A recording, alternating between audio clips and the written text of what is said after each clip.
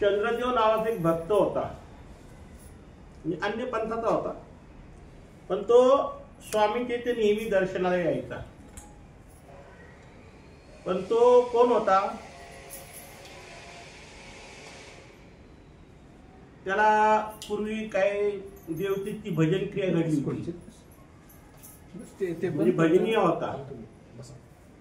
आणि बाईसाला स्वामी नेहमी सांगायचे की हा आला की याला पहिला काय करा, जेवण द्या, म्हणजे जेवायला घालायचे, जेवायला घालायला सांगायचे. तो नेहमी स्वामींची इथं जेवून जायचा.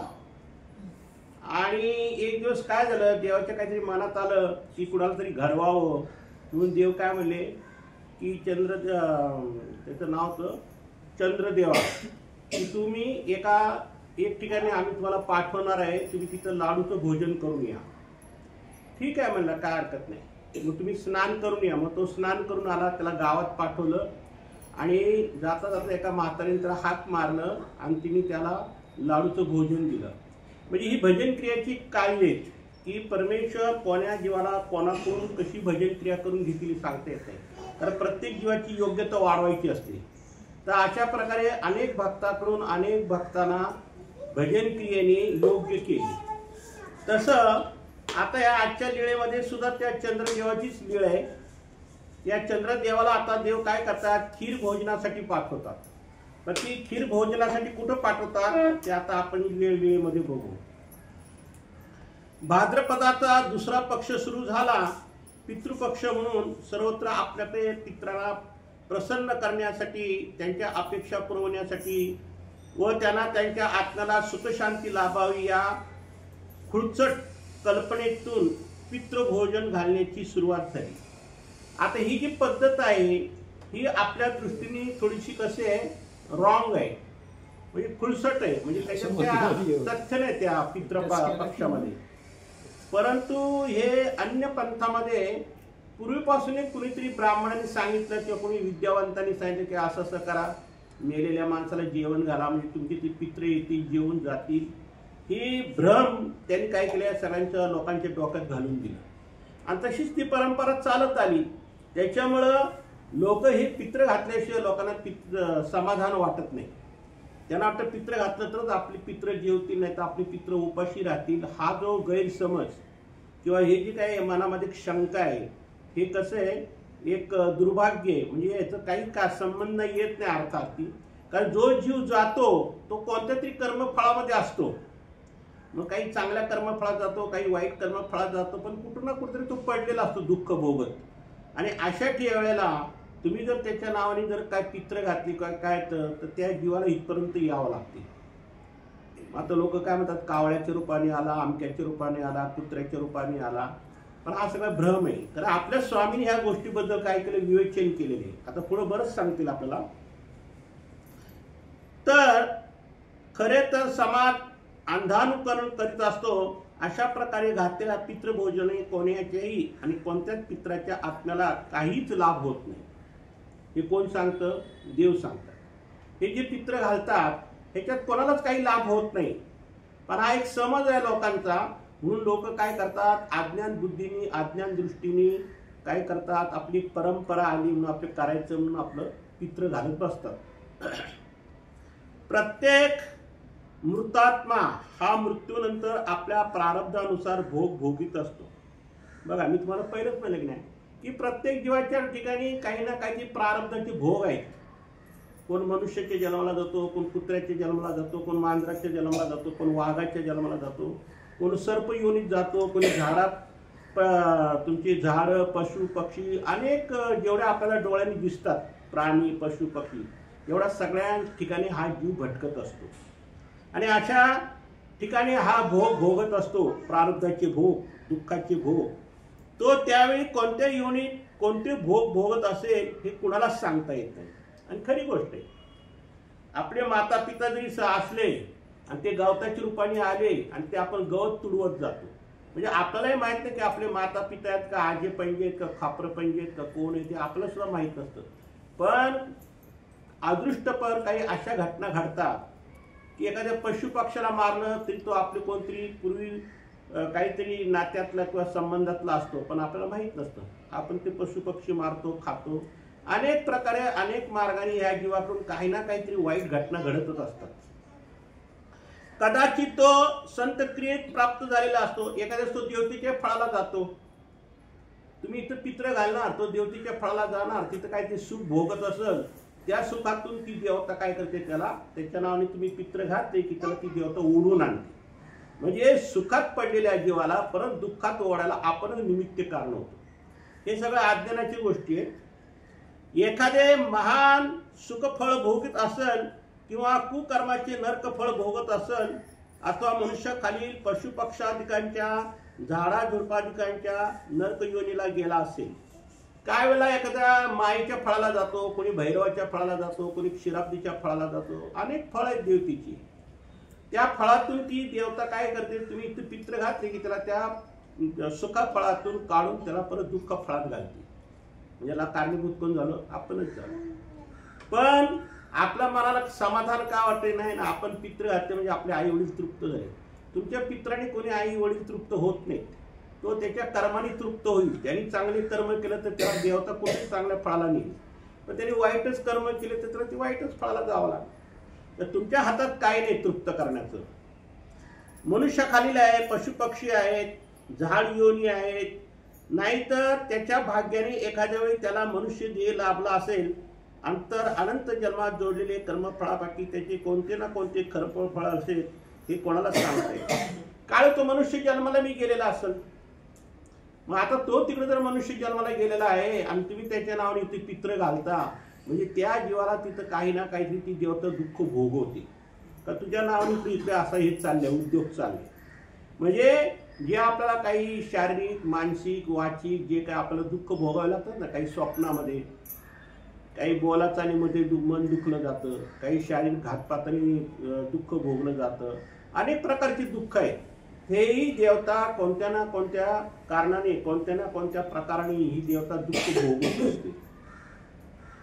कोणातरी पितृदेवतेच्या विद्यावंताच्या सुपीक कल्पनेतून ही कल्पना साकारली. बघा आता इथे देव सांगतात, हे जे पितृ पद्धत जी आहे, हे कोणत्या देवतेने सांगितलं नाही, परमेश्वराने सांगितले नाही, कुणीच सांगितलं नाही. हे एका विद्यावंताच्या कल्पनेतून ही सगळी गोष्ट निघाली. जसे ते ब्राह्मण म्हणतात ना, ते अमक करा तमक करा, त्या सत्यनारायणच्या पूजेत बघा तुम्ही, किंवा पिंड पाडताना बघा, अनेक प्रकारे अनेक विधी अविधी काहीतरी करायला लावतात ते. पण हे सगळ्या कल्पने आहेत, म्हणजे काल्पनिक सगळ्या क्रिया आहेत. म्हणजे हे सगळे मनानेच ठरवतात, असं करा आणि तसं करा. हे काय परमेश्वराने सांगितलं ना, आणि देवतेने बी नाही सांगितलं. हे सगळं विद्यावंतांच्या सुपीक डोक्यातून ह्या क्रिया घडल्या जातात. पित्राच्या हेतूने केलेल्या क्रियेचा स्वीकार पितृदेवता करते. आता देवता अनेक प्रकारचे आहेत. अनुकूल देवता आहेत, तुम्हाला सांगतो काही प्रतिकूल देवता आहेत, काही तुमचे सुखफळ देणारे आहेत, काही दुःख फळ देणारे देवता आहेत. तसे पितृदेवता आहेत.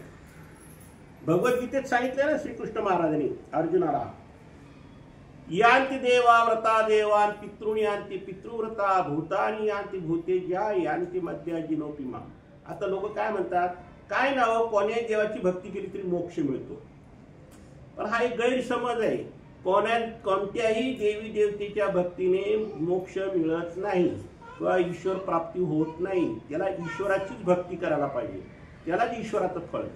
मग आता अर्जुनाला काय यायचं का, भूतानी आणि भूतेच्या, म्हणजे जी भूताची पूजा करतात नाही काय, तांत्रिक मांत्रिक तुमचे देव ऋषी गंडा दोरा हे असे काही करतात ना भूताखेताचे कार्य, शेवटी भूत योनीलाच जाणार. कारण त्याने ती भूताची विधी केली ना, भूताला भजलं पूजलं, भूताला वश केलं, म्हणून त्याला परमेश्वर प्राप्ती नाही होत, तो भूत योनीतच जाणार. पितृने आणि ते पितृव्रता, जे पित्र घालतात ती पितृ देवता तिचे अभिमान घेतात आणि ते पितृ देवतेच्या तो फळाला जातो. अशी एक पद्धत आहे. आणि दुसरी गोष्ट आहे की यांती देवा व्रता देवान, जी ज्या ज्या देवतेची तुम्ही पूजा करताल ती देवता फळ देते. रामाची भक्ती केली ते राम देवता फळ देणार, किंवा शंकराची भक्ती केली शंकर फळ देणार. आता हे राम वगैरे हनुमान हे सगळे विग्रह आहेत म्हणा, पण एक देवतेतलाच हा विभागातून आलेले. परंतु शेवटी कोण्याही देवतेची भक्ती केली तर त्याला मोक्ष मिळत नाही. फक्त मोक्ष कोणाला मिळतो? जो ईश्वराचं ज्याला ज्ञान झालेलं आहे, ज्याला परमेश्वराची प्रचिती आली आहे, ज्याला खात्री झाली आहे की हाच खरा परमेश्वर आहे आणि हा बाकी सगळं काय आहे? देवता आहे. मग तुम्ही देवतेची भक्ती केली तर देवतेच्याच फळाला जाणार, परमेश्वराची भक्ती केली तर परमेश्वराच्याच फळाला जाणार, भूताची भक्ती केली तर भूताच्याच फळाला जाणार. आणि पित्रांची जी काय पूजा करता तुम्ही, पित्र घालता, ती जी भक्ती आहे ती पित्र फळालाच जाणार. म्हणजे प्रत्येकाच्या भक्तीचा मार्ग हा भिन्न भिन्न आहे. पण लोकांनी काय केलं? हे सगळं एकच दही काला करून टाकलं, सगळी खिचडी करून टाकली. आणि त्याच्यामुळं काय झालं? लोक भांबरल्यासारख्या कोणत्याही देवाच्या मागे पळतात आणि मग जत्रा घालतात, यात्रा घालतात, उरूस घालतात, बकरे मारतात, कोंबडे मारतात, काही नको ते उद्योग करतात. आणि मग त्याच्यामुळं हा जीव काय झालं? हा नित्य नरकाला कारणीभूत होतो. म्हणून याच्यासाठी आपल्याला ज्ञान पाहिजे. जर ज्ञान असेल तर तुम्हाला योग्य मार्ग सापडेल, ज्ञान नसेल तर तुम्हाला अनित्य मार्गाने जावं लागतं. आणि अनित्य मार्गामुळे काय होतं? शेवटी आपल्याला नरक भोगावे लागतात.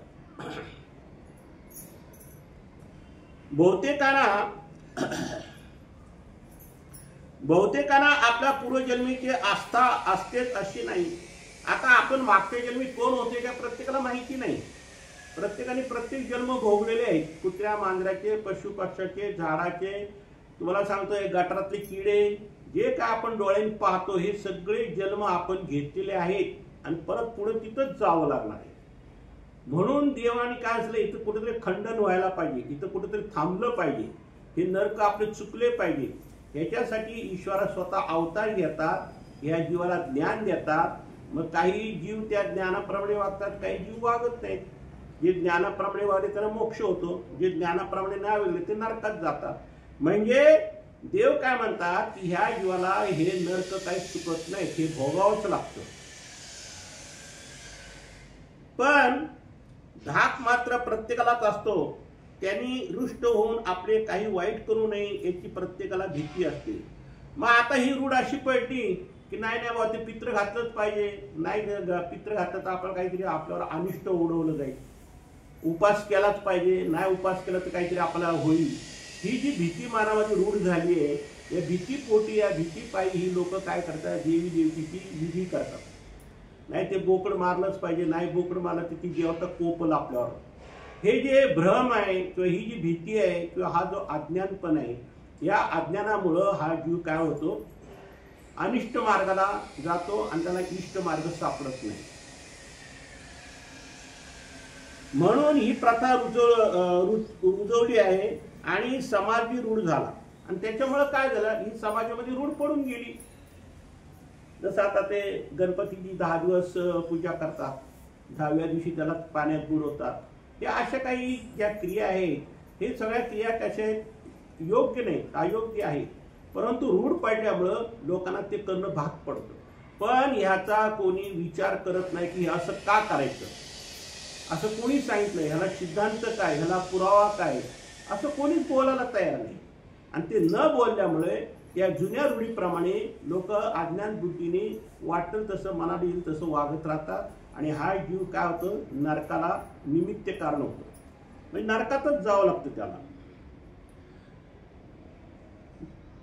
आपले काही वाईट करू नये याची प्रत्येकाला भीती वाटते, म्हणून ही प्रथा रुजवली.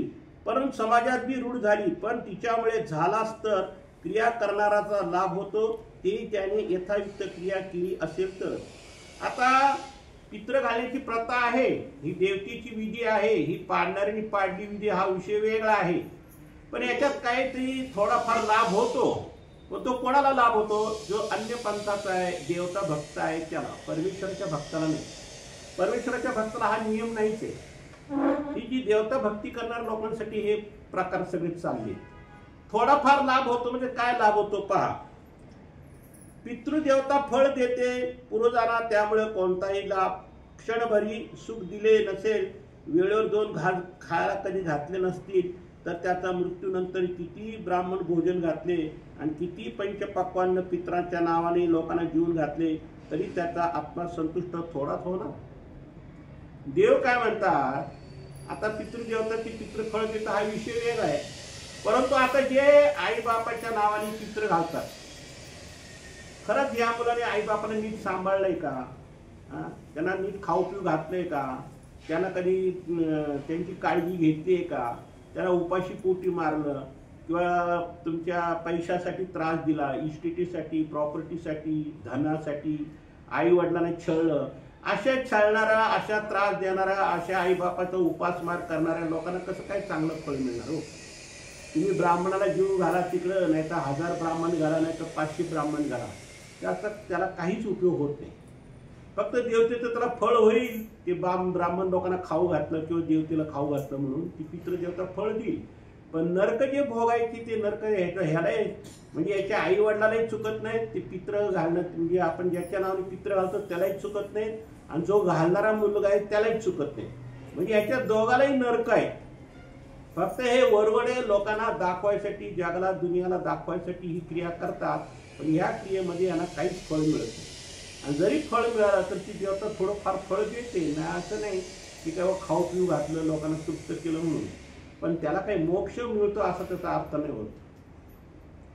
दुसरी गोष्ट अशी आहे की त्यांचा आत्मा संतुष्ट होणार असो, अखेर प्रथा ती प्रथा ती काय एखादी रूढ झाली की समाजात रुजली की समाज तिथे अनादुकरण करतात. मग समाज कसा आहे, एकाने सांगितलं दुसरा ऐकतो, दुसऱ्याने सांगितलं तिसरा ऐकतो, तिसऱ्याने ऐकलं की चौथा ऐकतो, मग ऐकता ऐकता सगळं समाजच ऐकत राहतो. आणि मग ती काय होते, एक प्रकारची रूढ पडली जाते, एक प्रकारची चाल पडली जाते, आणि ती चाल चुकीची आहे का बरोबर आहे याचा कोणीच तपास करत नाही, आणि त्या चालीप्रमाणे सगळी लोक आपले काय करतात, ते कार्य करत राहतात. मग त्या रूढीचे उच्चाटन करणे कोणाला शक्य नसते. काळाच्या सामर्थ्याने कालोघात कधीतरी त्या नाहीसं होत जातात व त्याची जागा नवीन कोणती तरी प्रथा रूढ होते. आता बघा काय काय प्रथा, काय काय रूढ जे काय पूर्वी चालत आलेले ते काही चालतात, आणि काय काय प्रथा रूढ चालत आले ते बंद सुद्धा पडले. अशा बी काही प्रथा आहेत की ज्या काही लोकांनी प्रथा पाडून ठेवले नको त्या प्रथा काही लोकांनी काय केल्या, बंद पाडले, आणि ते हळूहळू योगायोगाने बंदी पडत जाते. नाही तर काहीतरी नवीन एखादी व्यवस्था सुरू होते ना, आता अशी पद्धत बंद करा, आता तशी पद्धत चालू करा. म्हणजे हे सगळं मानसिक ही विकृती आहे माणसाच्या ठिकाणी. या मानसिक विकृतीमुळे माणूस काही ना काहीतरी आपल्या डोक्याला जसं पटल तसं म्हणाले तसं वागत राहतात. याच काळात आमचे चंद्रदेवी आमच्या दर्शनाला आले होते. आम्ही त्यांना म्हणालो, चंद्रदेव हो, आज आम्ही तुम्हाला खीर भोजन घडू, स्नान करा आणि बामा ठाणला जा. आता त्याच्यात छोटंसं उदाहरण देतात देव.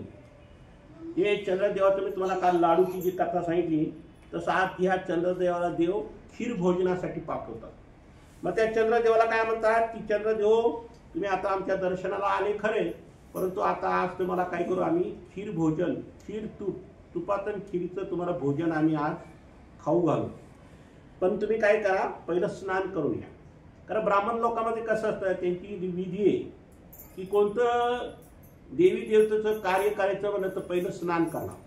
स्नान केल्याशिवाय कोणती गोष्ट करणार नाही. आम्ही म्हटले की तसे घडतेच, हे चंद्रलेखाला माहीतच होते. आमचे दर्शन घेऊन तो नदीवर गेला व स्नान करून आला. आता चंद्रदेवाला माहिती होतं की स्वामीच्या मुखातून जो काही शब्द बाहेर पडेल तो खराच होणार, तो कधी खोटा ठरला जात नाही. म्हणून त्याने काय केलं की तो नदीवर स्नानाला गेला आणि नदीवर स्नान केलं, आणि तेथे एका म्हातारीच्या घरी पितृश्राद्ध होते. तिने ब्राह्मणाला आमंत्रण देऊन ठेवलेले होते, परंतु बहुतेक त्या तिथीला गावातील बऱ्याच लोकांचे पिते पुत्र पावलेले असावेत. मंत्रोच्चारपूर्वक संकल्प करण्यास वेळ लागतो. गावात ब्राह्मण असूनही असणार किती, अशा तशात ती म्हातारी तिच्याकडून मिळणार तरी किती असा विचार करून ब्राह्मणाने तिच्या आमंत्रणाकडे दुर्लक्ष केले. आता त्या म्हातारीचा योग असा की तिने सुद्धा बऱ्याच लोकांना ब्राह्मणांना आमंत्रण दिलं, पण ब्राह्मण लोक तिच्या घरी गेले नाही. कारण ब्राह्मण लोक कसे असतात की ज्याच्याकडे जास्त दक्षिणा मिळेल त्याच्या घरी जातात. आता त्या ब्राह्मण लोकांना वाटलं की म्हातारी दक्षिणा देऊन देऊन किती देणार, त्यापेक्षा आपण मोठ्या घराण्यातली जी लोक आहेत अशा लोकांच्या घराणा आपण जर गेलो तर मग तिथं आपण दान दक्षिणा जास्त मिळेल. म्हणून तिच्याकडे कोणीच फिरकलं नाही. आणि नेमकं देवाने ज्या म्हातारीकडे पाठवलं त्याच म्हातारीकडे या चंद्रदेवाचा योग आला. ती ब्राह्मणाची वाट पाहून कंटाळली. तितक्यात तिला चंद्र दिवसला आणि तिने त्याला विचारले, बट्टिका, तू संकल्पाचे मंत्र जाणतोस का रे? आता काय झालं, त्या म्हातारीने बऱ्याच ब्राह्मणांची वाट बघितली, पण ती कोणी तिच्या पित्र खायला कोणी ब्राह्मण येईना. नेमका हा तिच्या घरापुढून चालला आणि तेवढ्यात तिने त्याला हाक मारली की म्हणे, अरे बट्टिका. आपण म्हणतो रे पोरा इकडे ये, तसं पूर्वी बट्टिका म्हणतात लहान मुलाला. किंवा त्या बट्टिका म्हणून त्याला हाक मारली, त्याला बोलवलं, कारण हा ब्राह्मणच होता ना. आणि त्याला म्हणले, तुला संकल्प येतो का? आता पितृपाठात काहीतरी असेल त्याचा विधी मार्ग हे ब्राह्मण लोकांचं. तेव्हा त्याला म्हणजे तुला संकल्प येतो का? होय आई, चंद्रदेव उत्तरला. असे का? तर मग चल आमच्या घरी. मग तिने विचारलं, तुला संकल्प येतो का पित्राचा, पितृपाठाचा? तो म्हणा, मला येते, सगळं येते मला. पितृपाठाचा जो काही विधी असेल तो मी सगळं करतो. मग ती म्हातारी म्हणजे चल म्हणे माझ्या घरी, म्हणून ती म्हातारी त्याला घेऊन गेली. असे म्हणून तिने त्याला घरी नेले, संकल्पपूर्वक पूजा करून घेतली आणि तृप्तपर्यंत तूप खीरचे भोजन दिले. आता त्या म्हातारीच्या मनासारखं झालं की कोणी नेलेला माणूस असेल त्याला तूप खीर तूप जास्त आवडत असेल, मग तेव्हा आवडता पदार्थ खाऊ घालतात पितळामध्ये. दशक्रियेमध्ये बी तसंच प्रकार आहे. मग ते तूप खीर काय केलं, त्या चंद्रदेवाला त्या म्हातारीने भरपूर खाऊ घातलं आणि तिने आपलं पितृपक्षाचं कार्य उरकून घेतलं. चंद्रदेव जेवण झाल्यानंतर परत आमच्या दर्शनाला आला आणि समाधानपूर्वक म्हणाले, जीजी, स्वामीच्या कृपा प्रसादाने आज मला तृप्तपर्यंत तूप खिरीचे जेवण मिळाले. मग तूप खिरीचे जेवण जे मिळालं त्याबद्दल चंद्रदेवाला काय झालं, आनंद झाला आणि तो स्वामींना येऊन दंडवत करतो आणि स्वामींना म्हणतो, जीजी, मी आज पोट भरून काय केलं, तूप खीर भरपूर खाल्ली आणि माझ्या मनासारखं मला भोजन मिळालं. म्हणून त्याला एक प्रकारचा एवढा मोठा आनंद झाला की स्वामीच्या कृपा प्रसादामुळे मला एवढा आज पंचपक्वान्न खायला मिळालं. म्हणून तो स्वामींची काय करू लागला, स्तुती गाऊ लागला. आता हे कसं असतं, हे स्वामींना सांगण्याचा हेतू वेगळा आहे. ह्याच्यामध्ये वास्तविक ते काय, त्यांनी पित्रासाठी भोजन घालावा हा हेतू नव्हता. ही एक भजन क्रिया होती, या निमित्ताने देवाने त्याला पाठवलं. कारण कसं असतं, ज्ञानाचा अधिकार, वेदाचा अधिकार, बोधाचा अधिकार, प्रेमाचा अधिकार, ही जी सगळे अधिकार जे निष्पन्न होतात ही भजन क्रियेमुळे होतात. ही काय आपोआप होत नाही. तुम्ही पूर्वी ज्या पुरुषाला जशी भजन क्रिया केली असेल आणि त्या पुरुषाच्या ठिकाणी जसे काही गुणधर्म असतील तसेच गुणधर्म ह्या भोजन घालणाऱ्या मनुष्याच्या ठिकाणी पुढच्या जन्मी उदयाला येतात. म्हणून स्वामी प्रत्येकाच्या ठिकाणी भजन क्रिया करून घेत होते. तर अशा प्रकारे ते म्हाताऱ्याच्या ठिकाणी चंद्रदेवाला भोजनासाठी पाठवलं. आता पुढच्या वेळेत काय सांगतात पहा.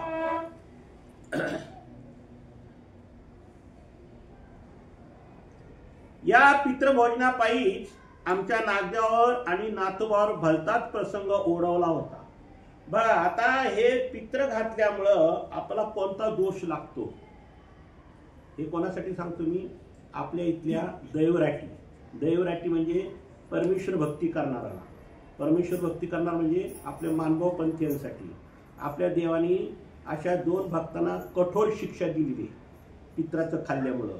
ती कशी शिक्षा दिली पहा, की नागदेव आणि नाथोबा असे 2 भक्त होते, कळलं का? आणि ते स्वामींच्या सन्निधानात स्वामींची सेवादास्य करत होते, म्हणजे स्वामींच्या आश्रमात राहत होते. त्या दिवशी रे नाईकाच्या घरी श्राद्ध होते, भक्तिजन मातीकाम करत होते.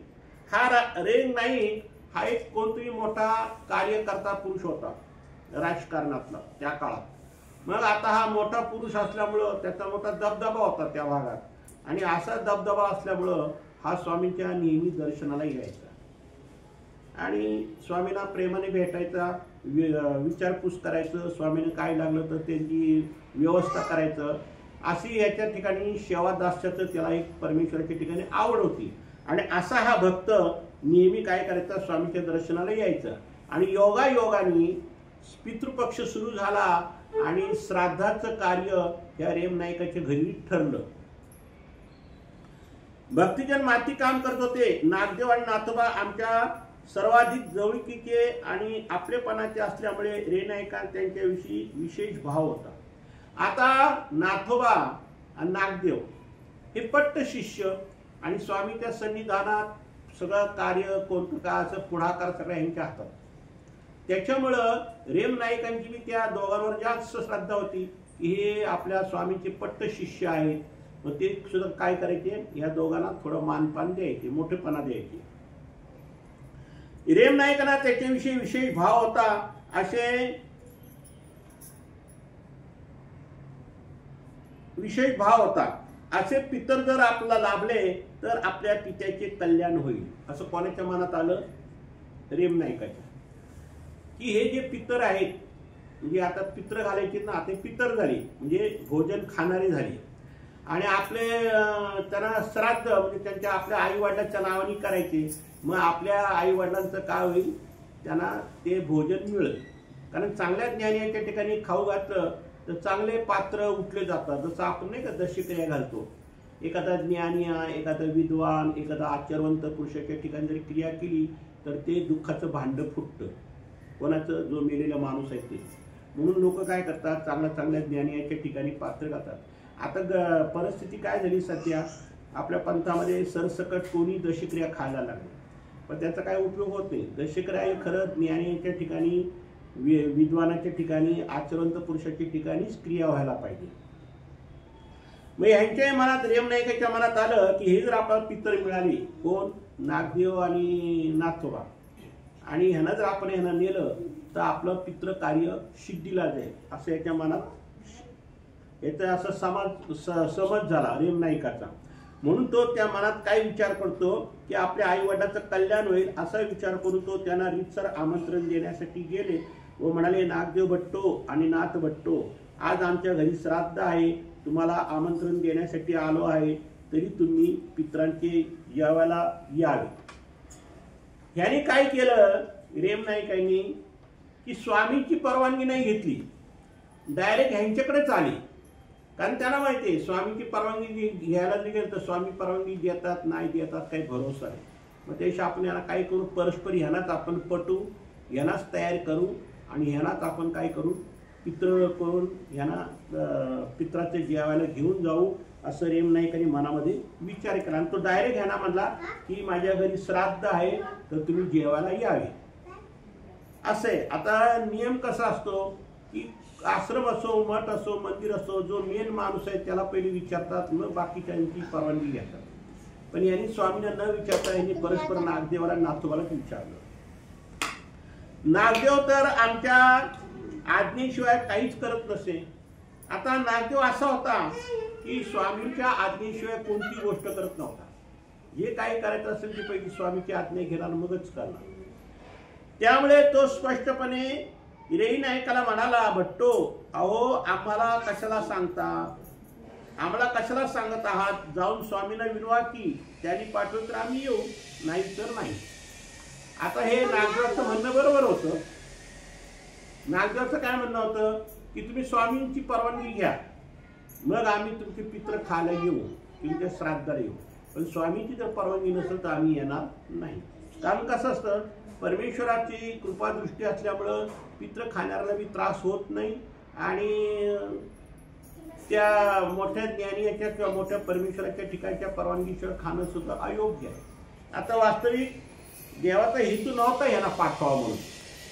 पूर्वी कधी पाठवलं असेल त्यावेळी हे अज्ञान होते आणि संन्यास बी घेतलेला नव्हता आणि यांना ज्ञान बी नव्हतं त्यावेळेला, तो विषय वेगळा होता. पण आता हे संन्यासी आहे आणि ज्ञानी आहे, त्यांच्यामुळे हे चुकीमध्ये कसे सापडतात पहा. आणि तेथेच नागदेवाचं चुकलं की नागदेवानी डायरेक्ट स्वामीच्या जवळ जाऊन विचारपूस करायला पाहिजे किंवा काही ते नाही केलं. परस्परच त्यांना होकार दिला की काय हरकत नाही, फक्त स्वामीने विचारा मग आम्ही येऊ. आणि त्याच्यात काय झालं, ह्या पॉईंटमध्ये नागदेव चुकले गेले आणि त्याचं त्याला प्रायश्चित केवढं मोठं भोगावं लागलं पहा. महात्म्याने पित्रासारखे अन्न जेवायला नको हे त्यांच्या ध्यानात आले नाही. आता नागदेव एवढे ज्ञानी पुरुष, पण त्यांच्या लक्षात आलं नाही की याने आपल्याला पित्राला बोलवलं खरं, पण आपल्याला स्वामींनी पित्र वर्ज्य केलेलं आहे, पित्राचं खायचं नाही असं 1000 वेळा सांगितलं आहे आणि आपण तर यांना होकार दिलेला आहे. आता हे एखादं आपल्या अंगलट येणार हे नागदेवाला कळून चुकलं होतं, पण त्याला काय वाटले की स्वामी एखाद्याच आपल्याला काय करतील, परवानगी देतील. कारण का तर पूर्वी करंजखेडच्या वास्तव्यात आम्ही त्याला महादेवरायाच्या चित्राचे जेवायला पाठवले होते. आता महादेवराय जो कोणी राजा होता त्याच्या चित्रपाठामध्ये ह्या करंजखेडला तिथं नागदेवाला पाठवलं. आता तो काळ वेळ टाइम घटिका सगळी वेगळी होती आणि आता ती काळ वेळ टाइम घटिका वेगळी आहे.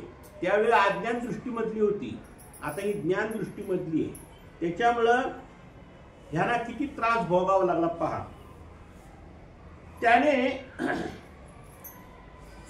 त्याला आम्ही महादेवरायाच्या पित्राला पाठवलं होतं. आम्ही पाठवले तर दोष लागणार नाही हे गृहीत धरून त्याने रेम नाईकाची आमची परवानगी घ्यायला पाठवले होते, परंतु तेव्हाची परिस्थिती वेगळी होती. देव काय म्हणतात की त्यावेळेला आम्ही पाठवलं होतं महादेवरायाच्या पित्राला, तो विषय वेगळा होता आणि आताचा विषय हा वेगळा आहे. कारण त्यावेळी हे अनुसरणे नव्हते, अज्ञान होते, आता अनुसरलेत आणि ज्ञान बी झालेले. म्हणजे तो काळ आणि हा काळ याच्यामध्ये खूप जमीन आसमानाचा फरक होता. त्यावेळी त्याला फारसे ज्ञान तर नव्हतेच, पण बोधही नव्हता आणि अनुसरणी नव्हता. शिवाय तेव्हा त्याला पाठवण्याचा आमचा विशिष्ट हेतू होता.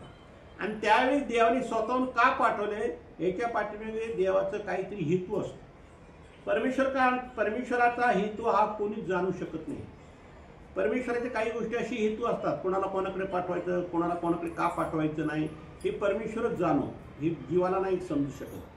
परंतु एखादा जर जीव ज्ञानी असेल तर तो अंदाज घेऊ शकतो किंवा अशामुळं असं आपल्याला देव पाठवतात किंवा अशामुळं आपल्याला देव पाठवत नाही. पण तसं ह्यांच्या काही ती गोष्ट लक्षात आली नाही. आता त्याला बोध झालेला होता, अनुसरणला महात्मा होता, शिवाय भिक्षाविधीचे निरूपण बी त्याला केलेलं होतं. आता देवाने त्याला भिक्षाविधीचं निरूपण केलेलं होतं.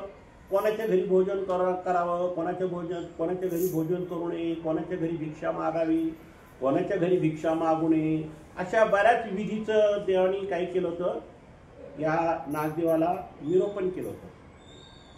कारण भिक्षाविधीमध्ये बी नियम आहेत की भिक्षा कुठं मागावी, कशी मागावी, भिक्षा देणाऱ्याने बी कशी द्यावी, ह्याला सुद्धा देवाने नियम घातले. जसं देव म्हणताना तोरण मंडळाच्या घरा नवचावे असे सूत्र आहे आपलं.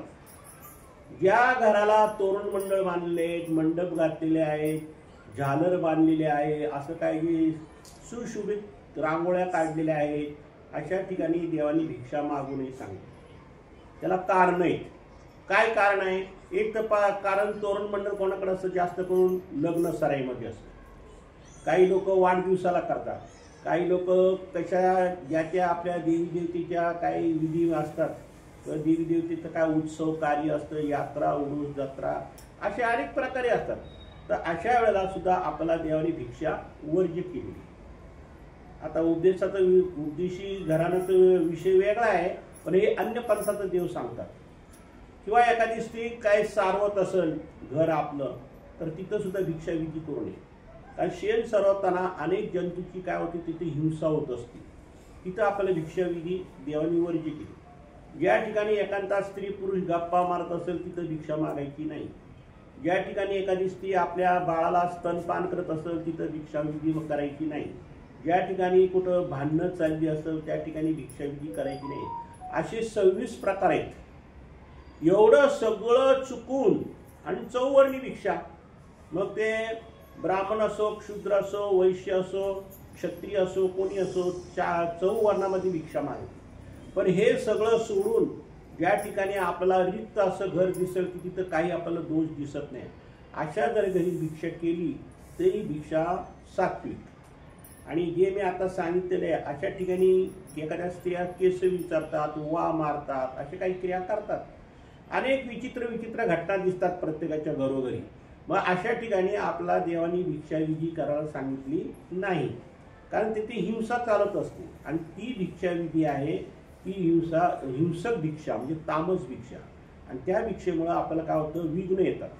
तर असे जे काय भिक्षाविधीची जी विधी सांगितलेली देवानी, त्या विधीप्रमाणे जर भिक्षा मागितली तर तुमची भिक्षाविधी योग्य ठरल. आणि कुठेही भिक्षा खाल्ली, कुठेही तुम्ही जेवले, कुठेही काय केलं तर तुमचा धर्माचा घात होतो, म्हणजे धर्म भ्रष्ट होतो, धर्मावर तो घसरतो. म्हणून भिक्षाविधीला नियम घातलेले. तसे ह्यांना नियम घातलेले होते भिक्षाविधीचे, आणि ह्यांना माहिती होते नियम की अटन विजन भिक्षा भोजन करताना अस्थिपरित पुरुषाला देवाने कशी विधी मिळली आहे हे माहिती असताना सुद्धा यांनी देवाकडे काही केलं नाही, विचारपूस केली नाही. सारविला उंबरा देखून सावम्या नवचावे. आता एखाद्या ठिकाणी बसले तरी चालेल, आहेत बाबा बघतील. एखाद्या ठिकाणी काय करतात, बाय शेण सारवतात, घर सारवतात, घराला सजावट करतात, रंग देतात, काही करतात. मग अशा ठिकाणी सुद्धा घर सारवतात किंवा खालची जागा सारवतात. मग अशा ठिकाणी आपल्या देवाने काय सांगितलं, भिक्षा मागू नका. तोरण मंडळाच्या घरानं वचावे. ज्या घराला तोरण मंडळ आहेत अशा घराच्या ठिकाणी सुद्धा काय करू नये, भिक्षा मागू नये. या सूत्राचे विवेचन करताना विकल्पजन्य अन्न स्वीकारू नये असे स्पष्ट बजावले. मग आता हे असं का सांगितलं देवाने, तर अशा ठिकाणी आपल्याला विकल्पाचा दोष लागतो. विकल्पाचा दोषाचा अर्थ समजला. विकल्पाचा दोष म्हणजे देवतेचा दोष. देवतेचा दोष म्हणजे देवता तिथं अभिमान घेते, आणि अशा घरी जर आपण भिक्षा मागितली तर देवता आपल्यावर काय करतात, विघ्न आणतात, म्हणजे त्याला धर्म भ्रष्ट करतात. आता त्याचा त्याने स्वतः विचार करून रे नायकांना आमच्याकडे पाठवले होते. रे नायकांनी येऊन आम्हाला मिनवत म्हणाले, जीजी आज आमच्या घरी श्राद्ध आहे, तरी नागदेवांना आणि नाथोबाला आमच्या घरी जेवायला पाठवा. आता इथं नागदेवाचं काय चुकलं की नागदेव काय म्हणला आहे ना रे नायकाला की तुम्ही जा आणि स्वामींना विचारा. स्वामी हो म्हटले तर आम्ही येऊ, नाही म्हटले तर आम्ही येणार आहे. मग इथं नागदेवाचं चुकलं की नागदेवानी न काही असं बोलता ते त्यांनी सांगितलं असतं की नाही तुम्ही डायरेक्ट स्वामीकडे जा आणि स्वामीकडे जाऊन तुम्ही काय असेल ते ठरवा, आम्हाला काही विचारू नका, तर तो सुटला असता. पण त्यांनी काय केलं की देवाने पाठवत तर आम्ही येऊ, देवाने नाही पाठवत तर आम्ही येणार नाही, हे परस्पर त्यांनी त्याच्या मनानेच ठरवलं. त्याच्यामुळं काय झालं, नाथोबा आणि नागदेव गोत्यात आले. आता कसे गोत्यात आले पहा. नाथोबा आमच्या घरी जेवायला पाठवावे, मी त्यांना आमंत्रण देऊन आलो आहे, पण ते म्हणतात की स्वामींनी पाठवलं तर येऊ, म्हणून आपल्याला विनवित आहे, तरी आपण त्यांना परवानगी द्यावी की. आता ह्या रेम नाईकाने आयडिया काय केली की नाथोबा आणि नागदेव हे दोघे यायला तयार आहेत, आमच्या इथं श्राद्ध खायला तयार आहेत, आमचं पित्र खायला तयार आहे, परंतु आम्हाला स्वामींना काय म्हणतात, तुमची परवानगी पाहिजे. तुमची परवानगी असली तर ती येतील, तुमची परवानगी नसेल तर येणार नाही. आता स्वामींच्या मनात काय आलं की यांनी परस्पर रेम नाईकाला सांगितलं की स्वामीची परवानगी असेल तर मी आम्ही येऊ, नाही तर न येऊ. म्हणजे यांनी आमच्या परवानगी घ्यायच्या अगोदर यांनी तिकडे परवानगी घेऊन मोकळी झाली. तिथंच नाथोबाचं आणि नागदेवाचं चुकलं. पण आता करणार काय, आता चूक तर होऊन गेली, पण या चुकीचं प्रायश्चित्त किती व्हावं लागते पाहता. आता आमच्या पुढे मोठा प्रश्न उभा राहिला. एक तर रेम नायका म्हणजे गावचा तोला मोलाचा प्रतिष्ठित व्यक्ती असल्यामुळे एरवी त्याला स्पष्ट नकार देणे योग्य नव्हते. आता स्वामींना मोठं कोडच पडलं की हा या गावातला हा प्रतिष्ठित माणूस, आणि या गावात आपण काही दिवस राहायला आलेलो आहे, आणि ह्याचं जर मन नाराज केलं तर हा विपरीत होईल, म्हणून देवाला काही बोलताच येणार, होई म्हणता येणार, नाही बी म्हणता येणार. शिवाय त्याच्या विचारसरणीतून त्याच्या दृष्टीने त्याच्या पित्याचे भले होणे हे सगळ्यात महत्व आहे. आणि एका दृष्टीने देवाला कसं वाटलं की हे साधू जर जेवले तर ह्याच्या पित्याचं भलंच होणार, त्याला कुठेतरी ज्ञानदेह मिळेल, कुठेतरी साधू संतांच्या ठिकाणी अनुसरण घडल किंवा प्रेमाला योग्य होईल, काहीतरी त्याचं चांगलं होईल, असा बी स्वामींच्या मनात एक हेतू होता. दुसरी गोष्ट, तात्विक दृष्टिकोन समजून सांगून त्यांच्या बुद्धिभेद करण्यात देखील योग्य नव्हते, आणि परवानगी द्यावी तर आम्हीच आमच्या भक्तांना आकाराने विकल्प ढकलल्यासारखं होतं. आणि काही वेळा असं होतं की आपण जर होऊन त्यांना जा म्हणावं तरी ते दोषच आहे. बस, कारण हे जे जेवण आहे हे विकल्पजनित जेवण आहे ना. या विकल्पजनित जेवणामुळे कसं होतं की ह्या देवता ह्याला दुःख देतील, ही बी एक भीती होती स्वामींच्या ठिकाणी. अप्रत्यक्षपणे सुचविण्याच्या हेतूने आम्ही रेणेकाला म्हणाला, अहो ते महात्मे आहेत, ते श्राद्धाचे जेवायला कशी येतील. तरी देवानी त्याला थोडंसं कोड्यात टाकलंच रेम नाईकाला की ते साधू आहेत, ते महात्मे आहेत, आणि महात्मे लोक श्राद्धाचं जेवण खात नाही. एवढं स्वामींनी रेमनाईकाला स्पष्ट करून सांगितलं, कळलं का? एरवी एवढे करून ते येणार असतील तर आम्ही का म्हणून नकार देऊ? आणि देवाने काय केलं, समजा ते जर झालेच तयार तुमच्याकडे यायला, तर आम्ही तरी का म्हणून नकार द्यावं? ते त्यांचे हितून येतात, तर आम्हाला नकार द्यायचा काय अधिकार नाही.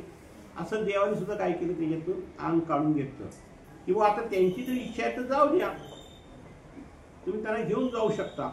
कारण हे प्रत्यक्ष काय आलेच नाही ना देवाची परवानगी घ्यायला. रेमनाईकांना आमच्या बोलण्यातील गौप्यार्थ काही समजला नाही. आमच्या अप्रत्यक्षपणे दिलेल्या नकाराला ते प्रत्यक्षपणे दिलेला होकार समजून नागदेवाला नाथोबाला सांगायला गेले. आता वास्तविक देवानी याच्यात नकारार्थी सांगितलं होतं की त्यांना तुम्ही घेऊन जाऊ नका, ह्या हेतूने देव बोलले.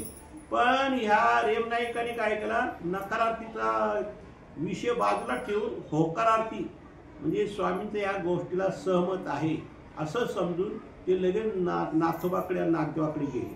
कोण? रेमनाईक. आणि नागदेव भट्टो, नाथ भट्टो, मी स्वामीला विनवले आहे हो.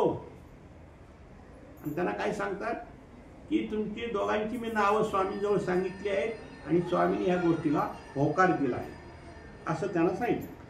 हो का, मग काही हरकत नाही, आम्ही येऊ जेवायला. आता ह्या शब्दात किती फरक पडतो पहा, की स्वामी सुद्धा वरवडे बोलले, होकारार्थी शब्द दिलेला आहे, पण स्वामींचा खरा नकारार्थी होता. पण ह्याने होकारार्थी करून ह्यांना परत काय केलं, या रेमनाईकांनी नाथोबाला आणि नागदेवाला पटवलं आणि त्यांना जेवायला घेऊन जायसाठी घाई करू लागले.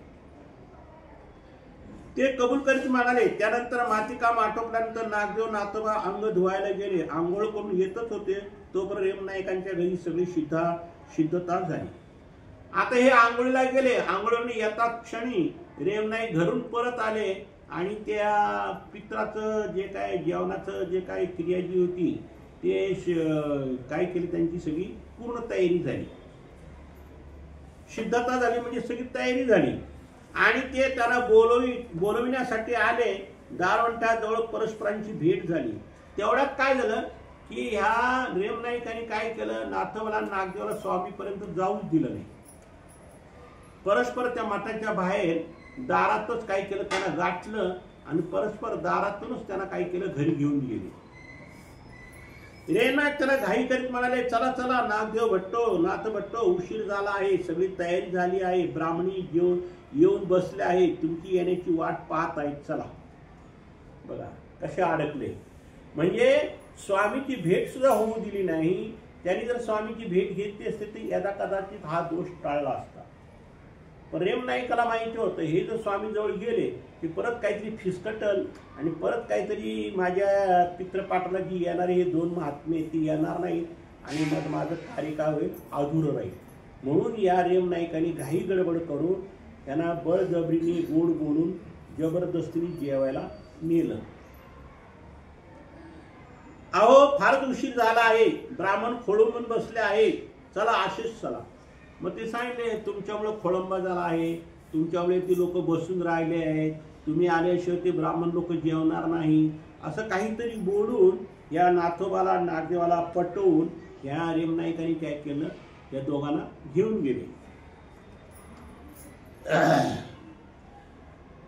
चला नंतर जेवून आल्यावर स्वामीला दंडोत करा. पहा नियम असा आहे, कोणती विधी अविधी असो, कुठं बाहेर ठिकाणी जायचं असो तर मेन माणसाला दंडोत केल्याशिवाय, देवाला दंडोत केल्याशिवाय आपण घरातून कधी बाहेर पडू नये. ही एक प्रकारची आज्ञा असते आपल्याला. आणि आपण जर घरातून बाहेर पडताना देवाच्या पाया पडलं नाही किंवा आपल्या वडील माणसाच्या पाया पडलं नाही किंवा आपल्या गुरुजनांच्या पाया पडलं नाही तर ती देवता काही ना काहीतरी विघ्न आणते. आणि यांच्यावर अशाच प्रकारचे हे मोठे विघ्न आले. ब्राह्मण असे म्हणून रेमनाईकांनी बाहेरच्या बाहेरच जवळजवळ ओढीतच त्यांना घेऊन गेले व आमच्या दुपारच्या पूजा अवसराची वेळ झाली. आता त्यांना बळजबरीने हाताला धरून त्या रेमनाईकांनी नाथोबाला आणि नागदेवाला हाताला धरून घेऊन गेले. तोपर्यंत इकडे देवाचं काय झालं, दुपारचा पूजा अवसराचा टाइम झाला. पूजा अवसर आरोहण झाल्यानंतर आम्ही पौरुष स्वीकारला. नागदेव नाथोबी रेमनाईकाच्या घरी गेले. आता देवाचा दुपारचा पूजा अवसर झाल्यानंतर पौरुष स्वीकारला. म्हणजे देव विश्रांतीसाठी बसले किंवा विश्रांती होत आली देवाची. आणि नागदेव नाथोबा रेमनाईकाच्या घरी गेले. आता इथं देवाचं दुपारचा पूजा अवसर झालं, स्वामींचं दुपारचं भोजन झालं आणि तोपर्यंत तिकडं ते रेमनाईकाच्या इथं ते नाथोबा आणि ते तिकडं जेवून बसले. श्राद्धाची विधिवत क्रियाकर्म आटोपल्यानंतर ते जेवले, त्यामुळे त्यांना बराच उशीर झाला. आता ते ब्राह्मण लोक त्यांनी त्यांचं ते विधी कर्म केलं, देवतेचं काय असेल ते, आणि त्या विधी कर्मामुळे काय झालं की नाथोबाला नागदेवाला झाला उशीर. मग मात्र तांबूळ घेऊन ते घाईघाईने मठात येण्यास निघाले. मग या दोघांनी काय केलं, तांबूळ घेतलं, आपण का मसाला पान म्हणतो विडा, तसे ते तांबूळ खाल्लं आणि हे मठाकडे निघाले.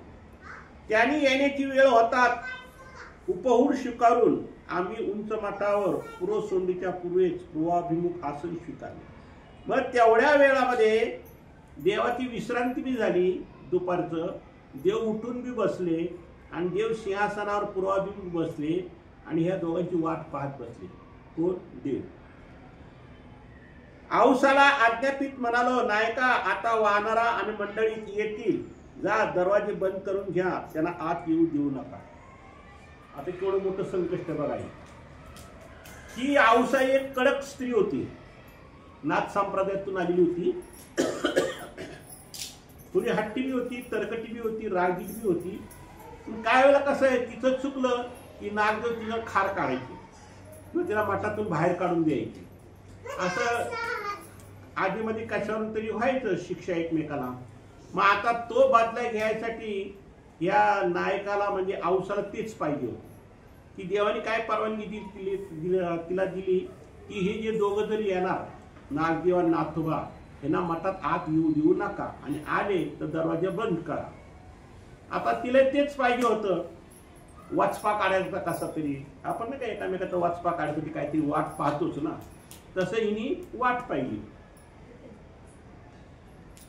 मग औसाला फारच आनंद झाला. तिच्याकडून वारंवार चुका होतात, त्यामुळे आम्ही वारंवार तिला नागदेवाकरवी मठाबाहेर घालत असतो. आता या औसाला काय वाटायचं की ज्या वेळेला माझ्याकडनं काही चुकलं तर देव नागदेवाला सांगायचे आणि मला मठाच्या बाहेर काढायचे शिक्षा म्हणून.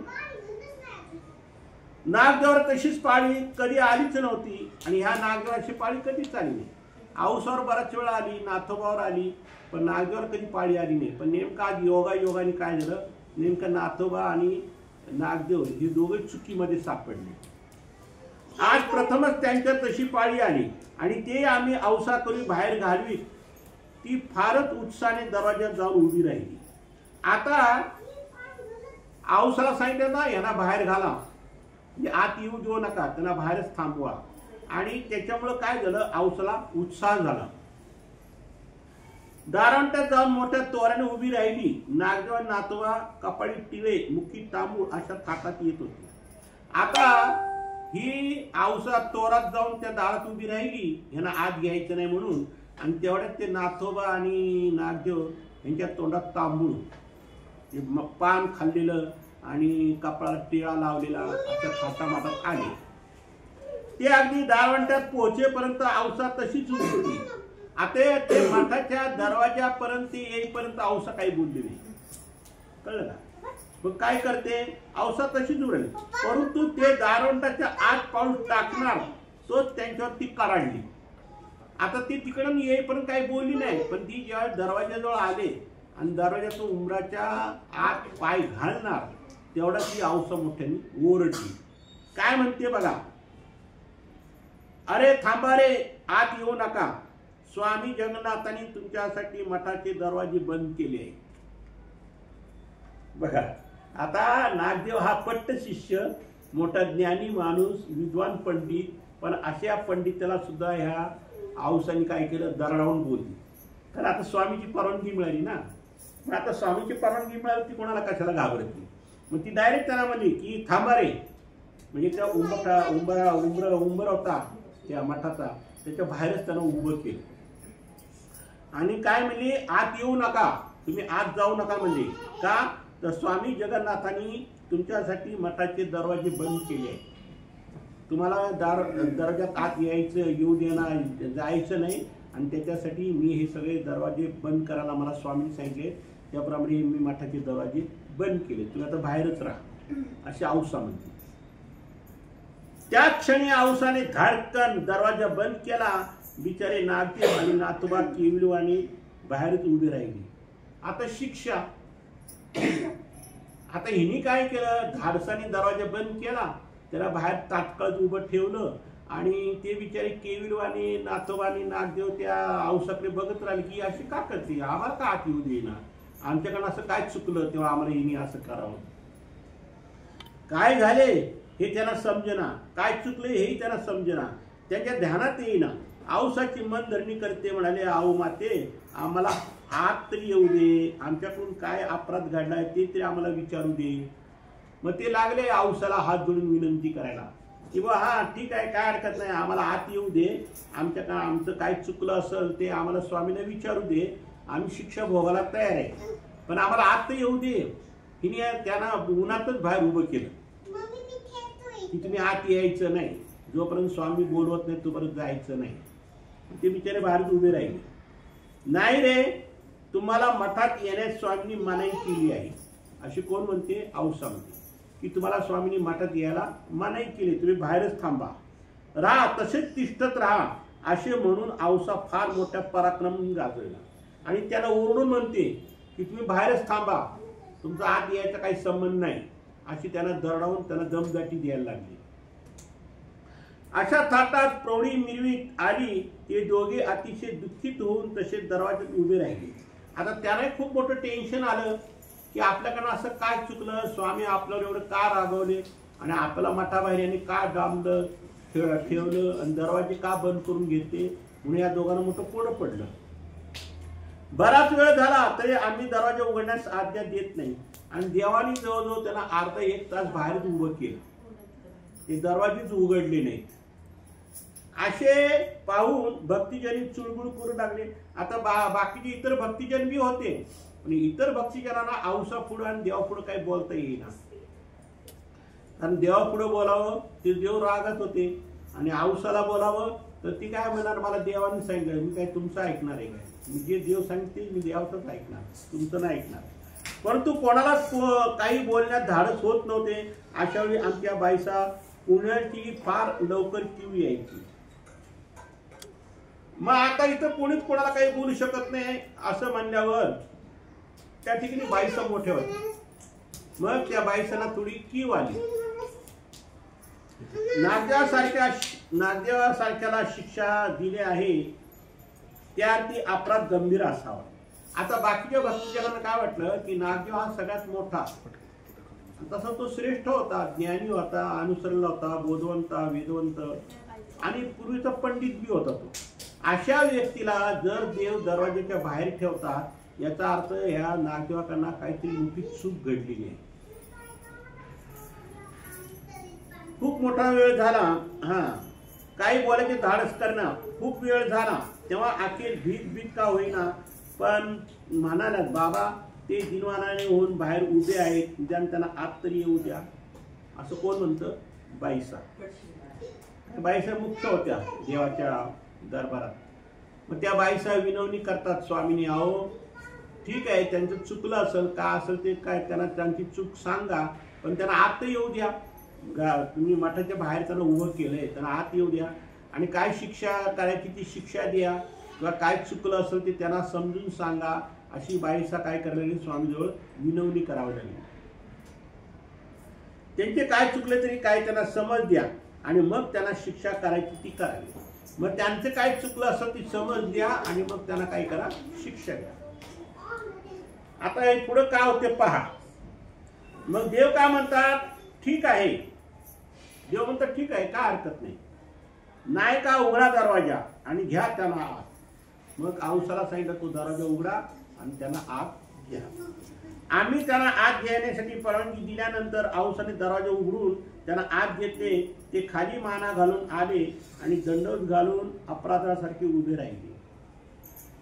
आता ह्याला यांची चूक तर काही समजणार लवकर, आणि त्याच्यामुळे त्याने आपली खाली मान घातली आणि देवासमोर जसे गुन्हेगार लोक अशी उभे असतात खाली मान घालून उभे राहतात तसे खाली मान घालून देवापुढं उभे राहिले. तेव्हा आम्ही त्यांना विचारले, काय रे तुम्ही ब्राह्मण आहात की गुरव आहात? तिथून सुरुवात केली देवाने की तुम्ही ब्राह्मण आहात का गुरु आहात? हे आता ब्राह्मणांचं गुरुवांची काम आहे, तो पित्र खायची कामं, हे आपल्या साधू संतांची कामं नाही, ही ज्ञानीय पुरुषाची कामं नाही किंवा आचारवंत पुरुषाची कामं नाही. तुम्ही काय ब्राह्मण आहेत का गुरु आहेत? ना तुम्ही गुरु ना ब्राह्मण, तुम्ही आता संन्यास घेतलेला आहे. तुम्ही आता गुरु बी नाही आणि ब्राह्मण बी नाही, तुम्ही आता संन्यासी महात्मे आहात. मग लोकांचे श्राद्ध जेवण्यासाठी का जाता?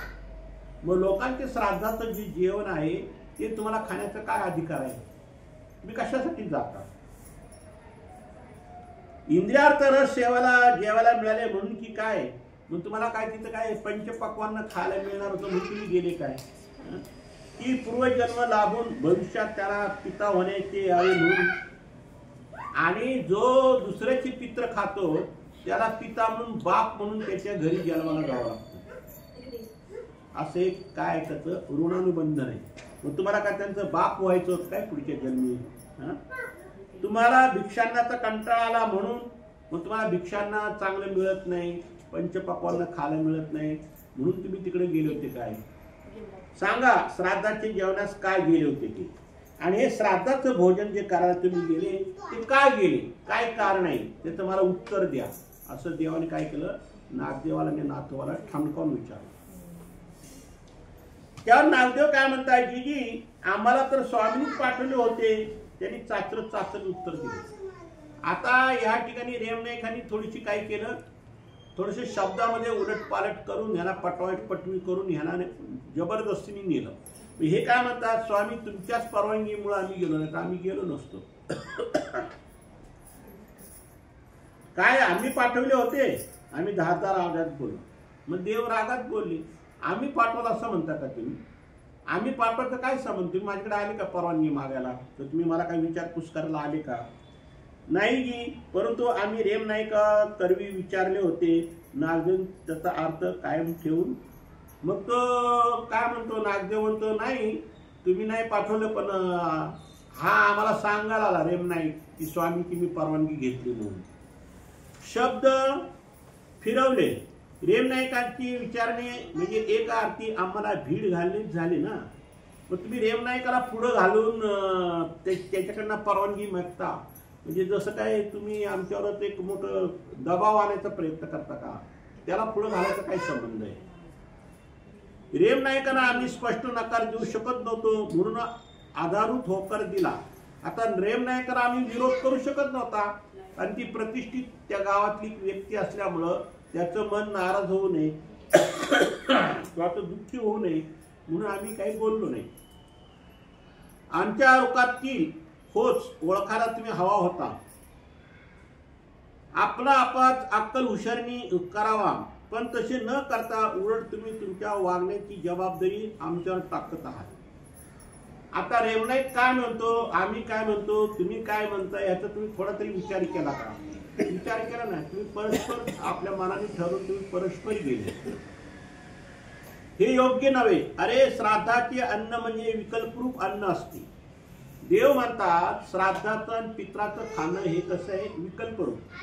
विकल्परूप म्हणजे आपण नाही का सत्यनारायणचा प्रसाद खातो किंवा कोणाच्या दास्याचा खातो किंवा कोणाचं काही पूजेचं खातो, हे विकल्परूप म्हणजे त्या देवतेचं त्या पदार्थावर सामर्थ्य असते आणि तो पदार्थ खाली की आपला विघ्न येते. त्या पित्राच्या हेतूने केलेले असते आणि त्याचा अभिमान त्या पितृदेवतेने घेतलेला असतो. म्हणून आपल्याला पित्र घालायची नाही, कारण जे पित्र घालतात त्या पित्रावर त्या देवतेचा अभिमान असतो, त्याला आपला काही संबंध नसतो. आता लोक काय करतात, भावार्थ देवाला उपहार दाखवतात आणि मग पित्र घालतात. अरे तुम्ही देवाला उपहार दाखवलं काय आणि नंतर पित्र घातलं काय, ते विकल्पच झालं ना. अगोदर देवाला नैवेद्य दाखवायचं आणि मग देवतेला दाखवायचं, म्हणजे देवतेपेक्षा आपला देवापेक्षा देवता श्रेष्ठ झाली का? अशी बी काही लोक आहेत की देवाला उपहार दाखवून पित्र घालणारे. आपल्या गावात पहिले तशीच प्रथा होती. आता काही करतात, सांभाळत कर नाही सांभाळत काम आहे. पण मी गावात पहिल्यात आल्यापासून बघत होतो ना, आपल्या इथे तीच परिस्थिती. 10 दिवस सुटका देवावर कापरा टाकून ठेवायचे, 10 दिवस देवाला उडत नव्हते, नहान घालत नव्हते, उपार दाखवत नव्हते. अशी आपल्या गावात सुद्धा परिस्थिती होती. आता तेव्हा काय एवढे दिसत नाही 10 दिवसाचं, पण पित्राचा मला भरोसा नाही वाटत गावात अजूनही पित्र घालत असतील. म्हणजे हे जे अज्ञानपण, खोळेपण, जोपर्यंत आपण ऐकत नाही, जोपर्यंत आपल्याला समजत नाही, तोपर्यंत हे अज्ञान लोक करतच राहतात. आणि याच्यात काय होतं, वडील माणसं सांगतात म्हणून बाकीचे लोक ऐकतात. आता जर सासूने सांगितलं सुनेला ऐकणं भाग पडतं. म्हणून जे वडील माणसं आहेत त्यांनीच पहिलं समजून घ्यायला पाहिजे की आपल्याला पित्र का घालायचे, आणि उलट सुनांना समजून सांगायला पाहिजे की आपल्याला पित्र घालायचं नाही. ती देवतेची विधी आहे, ती देवता त्याचा स्वीकार करते, परमेश्वर त्याचा स्वीकार करत नाही. आणि पित्रामुळं आपल्याला मोक्ष तर राहायलाच बाजूला, पण आपल्याला नरक भोगावे लागतात, कारण पित्र देवता खाते ना ती. म्हणून आपण त्यांना समजून सांगायला पाहिजे. आपण नाही सांगितलं तर ते तेच करणार, कारण त्यांच्या माहेरी तिकडनं ते पित्र घालत आलेले आहेत, त्यांना ते इथे घातलं तरी चालतं. परत तसं नाही, आपल्यामध्ये चालत नाही. अरे श्राद्धाचे अन्न विकल्परूप असते, ते पित्राचे हेतूने केलेले असते, त्याचे अभिमान पित्र देवता घेते आणि त्याच्यावर भूताची सत्ता असते, आणि ते भूताची उचिष्ट तुम्ही अन्न खाता. बघा किती देवाने सुंदर सांगितले की पित्राचे अन्न हे विकल्परूप आहे, देवतारूप आहे, आणि त्याचा अभिमान कोण घेते, भूत घेतात, आणि ते भूत खातात, आणि त्याचं अन्न तुम्ही खायला जाता का म्हणे. मग तुम्हाला नरक नाही होतील तर काय होईल. त्यामुळे तुम्हाला विकल्पाचा दोष तर घडलाच, परंतु पंचपक्वान्न जेवण केल्यामुळे तुम्हाला इंद्रियार्थांना दोष देखील घडला. विकल्पजनित अन्न खाल्ला हा देवतेचा भोग, म्हणजे देवतेचा तर विकल्प दोष तर लागलाच, पण जे पंचपक्वान्न खाल्ले त्याच्यामुळे तुमच्या ठिकाणी मनामध्ये जे काही विकाराचे दोष जे आहेत ते उपस्थित होणारच. असा विकल्परूप अन्नाच्या सेवनाने दैवराष्ट्रातील साधक साधन भ्रष्ट होतो. बघा देवाने इथं सत सांग, असे जे कोणी विकल्पजनित जर कार्य करत असेल, पित्र घालणं किंवा काय, त्याच्यामुळे साधन आणि साधक दोघेही काय होतात, भ्रष्ट होतात. इंद्रियार्थाच्या दोषामुळे देशवळ नरक भोगावे लागते, आणि त्या इंद्रियार्थ दोषामुळे, इंद्रियार्थ पदार्थ खाल्यामुळे त्याला नित्य नरक होतात, साधे नरक होत नाही. जे गटारामध्ये किडे माकोडे जे वळवळतात ना, अशा घाणीमध्ये त्याला लोळावं लागते. आणि दैवराटीचा आणि कर्मराटीत तर पित्राचे अन्न जेवल्याने पिता पुत्र असा ऋणानुबंधन होतो. आता अन्य राटीमध्ये कसं आहे की त्यांनी पित्र घातल्यामुळं जो घालणार आहे तो पुढच्या जन्मी काय होतो, त्याचा बाप किंवा मुलगा होतो. परत बापाचं मुलाचंही नातं परत पुढे चालू राहतं, जन्मोजन्मी भोगावे लागतात. कर्मराटीत तर पिता अन्न जेवल्याने पिता पुत्राचे ऋणानुबंधन निर्माण होते. मग पुढे जेव्हा कधी परवडीने कर्त्या आणि स्वीकारत्याला मनुष्य जे लाभेल तेव्हा अन्न स्वीकारण्यात पिता होतो, आणि अन्न स्वीकारणारा पिता होतो, आणि अन्न घालणारा पुत्र होतो. आता सुद्धा मुलगाच घालतो ना बापाला जेवण, आणि त्या बापाच्या नावाने, पण पुढच्या जन्मी परत ते काय होतं, ते जो घालणार आहे तो परत तो मुलगा म्हणून त्याच्या ठिकाणी जन्माला येतो. काही असेल तरी थोर अपराध केला आहे याची शिक्षा तुम्हाला भोगावीच लागणार असे आम्ही म्हणालो.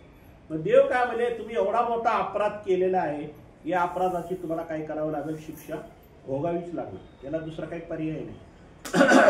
आता शिक्षा काय देतात पहा, लय मोठी भयानक शिक्षा आहे. जी खरोखरच आमची चूक झाली खरी, स्वामी काही शिक्षा देतील ते आम्ही आनंदाने भोगायला तयार आहे, असं कोण म्हणतं? काय ऐकताय तुम्ही, कोण म्हणतं असं? झाले या कानाने अहो नागदेव नाथोबा, तुम्ही काय ऐकता का? काय घरचा विचार करत बसले की नाही? 100% मला माहिती, ज्याला पटदिशी उत्तर देता येत नाही ते समजायचं तो काहीतरी विचारत आहे. म्हणजे देवाच्या दरबारात सुद्धा येऊन ह्या जीवाला स्वस्थता नाही, संसाराची काळजी आहे. अहो हे नाथोबाला, हे नाथोबा आणि नागदेव म्हणतात आम्हाला काय असेल ती शिक्षा द्या, आमच्याकडनं मोठी घोड चूक झाली खरी, पण आम्ही शिक्षा भोगायला तयार आहे, अशा आनंदाने भोगायला तयार झाले. परंतु स्वामींनी आम्हाला क्षमा करावी. जी नागदेव चूक लक्षात आल्यामुळे गावाया काहीच म्हणले, पण नागदेव काय म्हणतो, आम्ही शिक्षा भोगायला तयार आहे, परंतु काय करा, आमच्यावर दया करा. तेव्हा त्यांना क्षमा करीत, अर्थात क्षमा तर आम्ही करणारच होतो, पण त्या निमित्ताने त्यांच्या दोषाचे निरसन व्हावे ह्या हेतूने उपाय सुचवले. आता या ठिकाणी काय झालं, दोन प्रकारचे दोष लागले. एक तर पंचपक्वान्न खाल्लं तो दोष, आणि ज्याच्या नावाने तो पदार्थ खाल्ला त्या पितृदेवतेचा विकल्पाचा दोष. म्हणजे पंचपक्वान्न पदार्थ खाणं हा दोष वेगळा आणि देवतेचा विकल्पाचा दोष हा वेगळा, असे दोन प्रकारचे दोष. मग या दोन प्रकारच्या दोषाला दोन प्रकारची शिक्षा देवाने दिली. ती कशी दिली पहा. हे बघा, आम्ही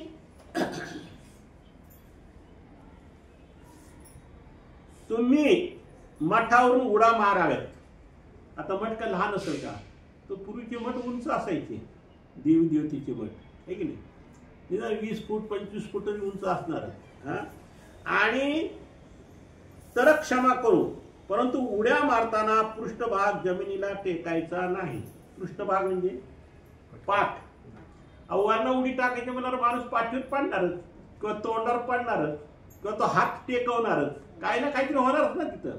पण देवाने अशी अट घातली की मठांना उड्या मारायच्या, पण कसं, पृष्ठभाग टेकवायचा नाही आणि हात सुद्धा जमिनीला टेकायची नाही. म्हणजे कशी उडी मारायची, डायरेक्ट वरनं उडी टाकली की तो ढुंगणावरच पडला पाहिजे. त्याने हात टेकला की तिथं ते उडी फेल गेली, किंवा त्यांनी पाठ टेकवली की त्याची ती उडी फेल गेली. मग त्याने 1000 ने 500 उड्या टाकल्या तरी एक उडी सुद्धा त्यात जमा होत नाही. अशी इतकी भयानक शिक्षा होती ती. आता आता आता आता शिक्षा दिली तर करतील का लोक.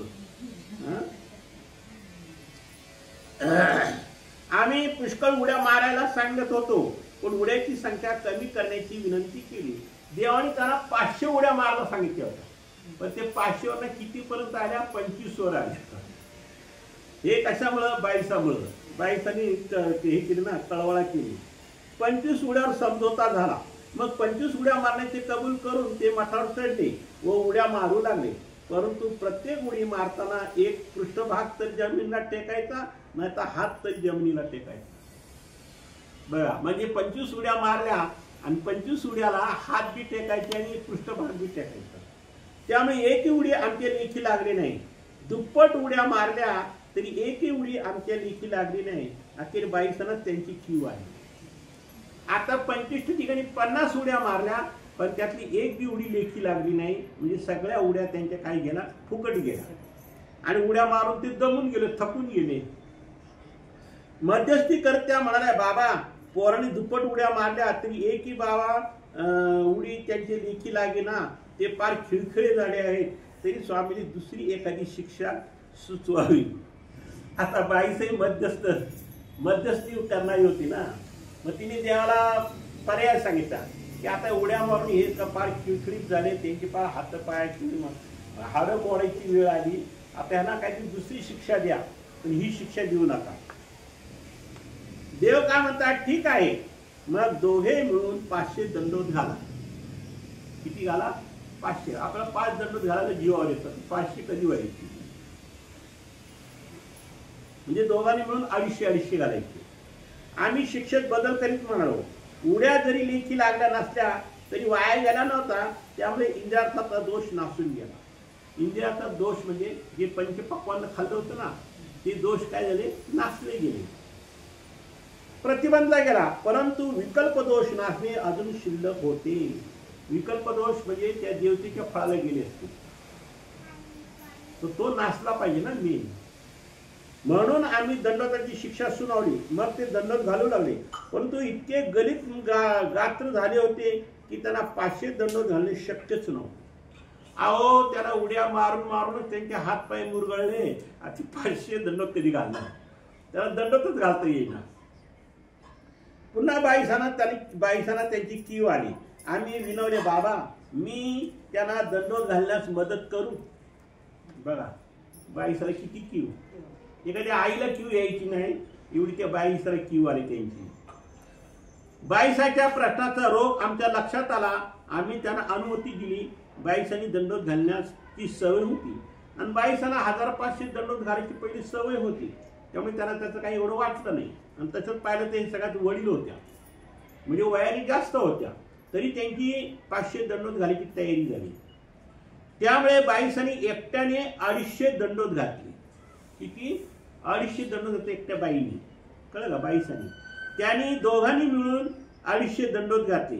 नंतर गर्भगळीत झालेले नागदेव आणि नाथोबा चांगले घामाघूम होऊन कसे तरी येऊन आमच्या चरणी लागले. मग आता 500 दंडोत जर 250 दंडोत बाईसांनी घातले, तर राहिलेले वरचे 250 दंडोत ह्या दोघांनी मिळून घातले. म्हणजे किती घातले यांनी? 1,600. तेव्हा 500 दंडोताचा हिशोब लागला. मग आता हे गर्भगळीत झाले, ह्यांना उठता येणार, बसता येणार, चालता येणार, यांना खूप दम लागला, पण तरी देवाच्या श्रीचरणाजवळ येऊन बसले. तेव्हा आम्ही त्यांना विचारले, का हो श्राद्धाचे अन्न जिरले का? म्हणजे देवाने अशी काय शिक्षा दिली की ते श्राद्धाचं अन्न तर जिरलंच, पण जिरल्यानंतर काय झालं तेही सांगतात. ती गंमत पहा. जी अहो श्राद्धाचे अन्न तर जिरलेच, पण बालपणी आम्ही मातेचे दूध पिलो ते देखील जिरले. म्हणजे याचा अर्थ काय झालं की आमच्या पोटामध्ये ते पित्राचं खाल्लेला एक कण सुद्धा राहिला नाही. कारण अन्नाचा रस तयार होतो ना, तो रस सुद्धा राहिला ना, तो रस सुद्धा वाळून गेला. म्हणजे इतकं ते आम्हाला ती शिक्षा महागात पडली. नागदेवाने आम्ही तसे करायला सांगितले होते, तसे कारण ओळखून समर्थक उत्तर दिले. आता त्यांच्या पोटात श्राद्धाच्या अन्नाचा कण काय, पण धातूत रूपांतर होऊन देहात भिनलेले रस जळून खाक झाले. म्हणजे जे काय त्याने अन्न खाल्लं होतं पित्रातलं, त्या पित्राचा अन्नाचं रसात रूपांतर होतं आणि ते रस सुद्धा जळून खाक झालं. इतकं आपल्या देवाच्या शब्दात सामर्थ्य आहे. ते शिक्षेमध्ये एवढं सामर्थ्य आहे. उलट त्यांना सपाटून भूक लागली, पण एवढे सगळे झाल्यानंतर अन्न मागण्याची चोरीच होती. आता एवढी शिक्षा भोगली तरी देवाला म्हणायची ताकद नव्हती की जी आम्हाला आता भूक लागली, आम्हाला काहीतरी खायचं, आम्हाला भूक लागली, बाईसरी जर आम्हाला काही खाऊ घातलं तर बरं होईल, असं बोलायची सुद्धा चोरी होती. तसेच जीव मुठीत धरून बसून बसले. मग ते जीव मुठीत धरून बसले. एखादा घाबरलेला माणूस कसा आपला जीव मुठीत धरून बसतो, तसे ते बिचारे जीव मुठीत धरून बसले. परंतु आम्हाला त्यांची काळजी होतीच. त्यांची ती स्थिती जाणून आम्ही बाईसरा म्हणालो, बाई तुमच्याकडे पाणी भात शिल्लक आहे ना? पाणी भात याचा अर्थ समजला? पाणी भात म्हणजे काय? जी जे तुम्ही मागच्या वर्षी ऐकत होते ना पोथी,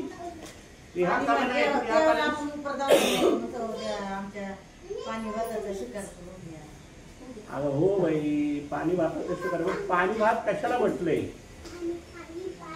पाणी भाताचा अर्थ काय? त्या भातात पाणी टाकायचं.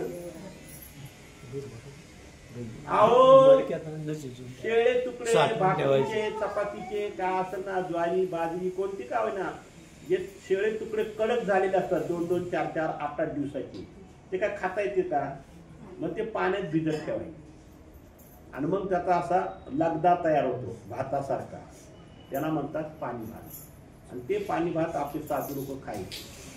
कारण 4-4, 8-8 दिवसाचं 2-2 दिवसाची भिक्षा असायची ना, मग ते शेळ्या भाकऱ्या चपात्या वाळून त्या कडक व्हायच्या दगडासारख्या, मग ते परत पाण्यात भिजत घालायचे, मग ते परत मऊ व्हायचे आणि मग ते खायचे आणि मग त्याच्यावर त्यांची भूक भागायची. त्याला म्हणतात पाणी भात. अजून तरी लक्षात ठेवा, नाही तर पुढच्या वर्षी परत जायची. हे असं आहे. याला कारण काय? तुम्ही घरी गेल्यानंतर ह्या विषयावर कधी तुम्ही चर्चा करत नाही, कधी बोलत नाही, कोणाला सांगत नाही, म्हणून असं होतं. मग सपाटून विकला हा. मग जीव मुठीत धरून बसून राहिले, परंतु आम्हाला त्यांची काळजी होती. किती जाणून आम्ही बाईसा म्हणो, बाई यांच्याकडे पाणी भात शिल्लक आहे ना? हो बाबा आहे, बाईसा म्हणाल्या. मग दोघांना पोटभर पाणी भात जीव घाला, ते फारच भुकलेले आहेत. आम्ही म्हणालो. मग बाईसांनी त्यांना पाणी भात जीव घातला. दोघेही तृप्तपर्यंत जेवले. अहो आता हे 50 उड्या आणि 250 दंड म्हणजे काय साधी भूक लागली असते का? खूप भूक लागली. परंतु देवाला त्यांची कीव आली. पण याच्यात देवाला शिक्षा देण्याचे हेतू एकच. ह्या शिक्षेमुळे त्या विकल्पाच्या दोषातून ते मुक्त झाले, पहिली गोष्ट. आणि दुसरी गोष्ट, यांच्याकडनं परत असा दोष घडू शकणार नाही. म्हणून आपल्यामध्ये प्रायश्चित करण्याची जी प्रथा आहे त्याला कारण हेच आहे की प्रायश्चित केल्यामुळं आपल्याकडनं जे विकाराचे दोष, विकल्पाचे दोष, हिंसेचे दोष, अनेक प्रकारचे दोष आहेत, 62,500 दोष आहेत. ह्या सगळं दोष जर नष्ट करायचे असेल तर त्याला प्रायश्चित केल्याशिवाय दुसरा पर्याय नाही. आणि हे प्रायश्चित आपला निदान वर्षातून एकदा तरी व्हायला पाहिजे. आता ह्या वर्षी आपलं प्रायश्चिताचा दिवस नवमीच्या दिवशी आहे, पहाटे 4 वाजता. तर त्या दिवशी तुम्ही प्रायश्चित करायला या. प्रायश्चित हे आपल्या वर्षातून एकदा तरी व्हायला पाहिजे. लोक दर 6 महिन्याला करतात, काही लोक महिन्याला करतात, काही लोक रोजच्या रोज करतात.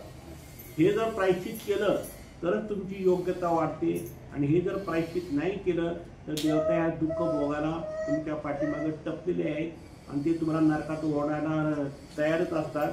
मग प्रायश्चित केलं तर नरक चुकतात, प्रायश्चित नाही केलं तर ह्या देवता तुम्हाला नरकाला नेतात. तर अशा प्रकारे आपल्याला पित्र का घालू नये आणि पित्र घातल्यामुळं काय दोष लागतो आणि भक्तिजनाकडून चुकून पित्र खाल्ल्यामुळं देवाने त्याने किती शिक्षा दिली हे आपला आजच्या लीळेमध्ये ऐकायला मिळालं. तर हीच लीळा आठवून आपण स्मरण करताना हीच लीळा आठवायची, स्मरण करायचं. म्हणजे तुमचं स्मरण का होतं, लेखी लागतं. नाही तर हातामध्ये गाठी काय म्हणतात, मनी मागं मनी देव माता धरी, ते काही कामाचं नाही. तुम्ही हातात गाठी घेऊन जर संसारात जर विचार करत बसले तर ती गाठी केलेलं तर आपलं स्मरण फुकट जातं. म्हणून स्मरण करताना काहीतरी देवाची लीळा आठवता आल्या पाहिजे. आणि ते जर आठवायचा प्रयत्न केले की ऑटोमॅटिक सवय लागते माणसाला. आणि ते जर नाही आठवलं तर मग माणसाला सवय लागत नाही. मग माणूस आपण त्या ठरल्याप्रमाणे नेहमीप्रमाणे आपल्या विचारातच मग्न. दंडवत हो सर्वज्ञ श्री चक्रधर स्वामी की जय. श्री दत्तात्रेय महाराज की जय.